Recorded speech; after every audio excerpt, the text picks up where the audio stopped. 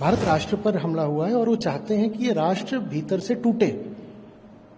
और अगर हम अंधी और क्रुद्ध प्रतिक्रिया करेंगे तो जो शत्रु हैं, हमलावर हैं, हम उनके ही मंसूबों को सफल होने दे रहे हैं। वो तो चाहते ही यही हैं। वो चाहते हैं कि भारत में ही जो भारतीय लोग हैं वो एक दूसरे से लड़ मरें, एक दूसरे के खिलाफ नफरत से भर जाएं। ये घोषित किया जा सके कि हिंदू और मुसलमान बिल्कुल एक दूसरे के साथ रह नहीं सकते हैं, ये दोनों अलग अलग धाराएं हैं और ये हैं। तो फिर जिन्ना की बात को ही फिर हम सच बना देंगे। तो ये वक्त कश्मीर को साथ लेकर के चलने का है। वो तो चाहते हैं कि कश्मीर टूटे। हमारा जो ये राष्ट्र है ना, ये कोई साधारण राष्ट्र नहीं है। जो दुनिया में उच्चतम आदर्श हो सकते हैं, उन आदर्शों की बुनियाद पर खड़ा हुआ हमारा ये राष्ट्र है। और ये बात बाहरी ताकतों को पसंद नहीं आती है, इसलिए वो हम पर बार बार हमला करते हैं। हमला जो हुआ है उसका निशाना क्या है, ये हमें समझना पड़ेगा।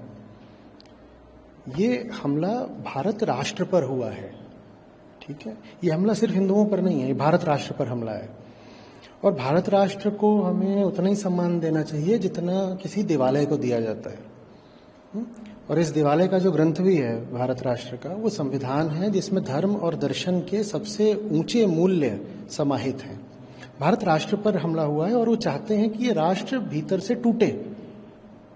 और अगर हम अंधी और क्रुद्ध प्रतिक्रिया करेंगे तो जो शत्रु हैं, हमलावर हैं, हम उनके ही मंसूबों को सफल होने दे रहे हैं।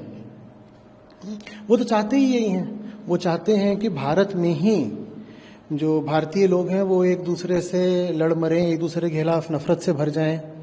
पिछले 50 साल से ये जो हमले करे जा रहे हैं, उनका कहीं ना कहीं उद्देश्य ये है कि जो 2 नेशन थ्योरी है उसको सफल घोषित किया जा सके। ये घोषित किया जा सके कि हिंदू और मुसलमान बिल्कुल एक दूसरे के साथ रह नहीं सकते हैं, ये दोनों अलग अलग धाराएं हैं और ये हैं। तो फिर जिन्ना की बात को ही फिर हम सच बना देंगे। वो चाहते ही हैं हमें लड़वाना, आपस में लड़ करके हमें उनके इरादों को कामयाब नहीं होने देना है। दूसरी बात, जो आम कश्मीरी है, अगर व्यवहारिक दृष्टि से देखें तो उसको बहुत नुकसान ही हुआ है इन हमलों से। लोगों ने गाड़ियों के लिए, टैक्सियों के लिए, होटलों के लिए लोन ले रखे हैं। पर्यटन से इन्हीं सब चीज़ों का संबंध होता है। अब वो लोन कैसे चुकाएंगे? कश्मीर की अर्थव्यवस्था की तो सीधे रीढ़ पर प्रहार किया गया है। तो ये वक्त कश्मीर को साथ लेकर के चलने का है। वो तो चाहते हैं कि कश्मीर टूटे। उनकी तो पूरी, अभी बोला था वहां पे ना उनके जनरल ने कि Kashmir is our jugular vein शहरग। तो वो तो चाहते हैं कि कश्मीर टूटे। नहीं नहीं नहीं, हमें पूरे भारत राष्ट्र का ख्याल रखना है। हमें वही नहीं कर देना है जैसी प्रतिक्रिया वो हमसे करवाना चाहते हैं। और कोई भी प्रतिक्रिया जो बिना सोचे समझे करी जाती है, बस तैश में, आवेग में या घृणा में करी जाती है, वो कभी भी शुभ नहीं होती है। तो एक राष्ट्र की तरह जो हमारे पुराने सनातन उच्चतम आदर्श हैं, उनको साथ लेकर के कुरुक्षेत्र में जैसे श्री कृष्ण को सारथी बना करके फिर हमें संघर्ष करना है। संघर्ष हमें जरूर करना है, पर अंदर ही अंदर अगर हमें फूट पड़ गई तो हम बाहर वाले से क्या संघर्ष करेंगे? अगर हमें अंदर ही फूट पड़ गई तो हम बाहर वाले से कैसे जाकर के लड़ पाएंगे? और बाहर वाला चाहता ही यही है कि भीतर फूट पड़ जाए। तो वो हमें नहीं होने देना है।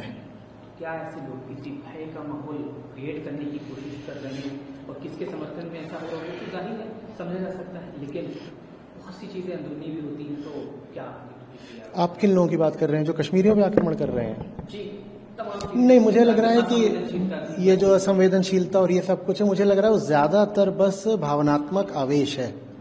क्योंकि देखिए, भारतीय हैं हम सब, बुरा तो बहुत लगता ही है, क्रोध आता है। आपने वहां पर लाशें देखी हैं तो शोक तो होता ही है, और फिर बदले की भावना भी आ जाती है। वो एक प्राकृतिक चीज है, वो सब होता है। तो मैं ये सब तो नहीं कहूँगा कोई साजिश कर रहा है, लेकिन मैं ये जरूर कहूँगा कि अगर हम बिल्कुल वैसे ही ट्रिगर हो जाते हैं जैसे कि शत्रु चाहता है कि हम हो जाएं, तो हमने फिर शत्रु की चाल को सफल हो जाने दिया है। और शत्रु मैं इस अर्थ पर कह रहा हूं कि वो शत्रु है क्योंकि वो मानवता का शत्रु है, वो भारत राष्ट्र के आधार का ही शत्रु है। हमारा जो ये राष्ट्र है ना, ये कोई साधारण राष्ट्र नहीं है। जो दुनिया में उच्चतम आदर्श हो सकते हैं, उन आदर्शों की बुनियाद पर खड़ा हुआ हमारा ये राष्ट्र है। और ये बात बाहरी ताकतों को पसंद नहीं आती है, इसलिए वो हम पर बार बार हमला करते हैं। तो ये जो पूरा उनका खेल है, ये जो पूरी उनकी बेचैनी है हमको देख करके, हमें समझनी पड़ेगी कि हम पर बार बार इतने आघात होते क्यों हैं। हम पर बार बार इतने आघात इसलिए होते हैं क्योंकि हम एक मामले में बहुत खास हैं, हमारी उस खासियत पर आधार होता है। और हमें उन आघातों के दर्द के कारण अपना आपा नहीं खो देना है। हमें रिस्पॉन्स जरूर देना है, हम संघर्ष भी करेंगे, हम जवाब देंगे, लेकिन वो जवाब हम उस तरह नहीं देंगे जिस तरह से शत्रु चाहता है। वो जवाब हम अपने बोध के आधार पर देंगे, अपनी समझ के आधार पर देंगे, अपने राष्ट्रीय मूल्यों के आधार पर देंगे।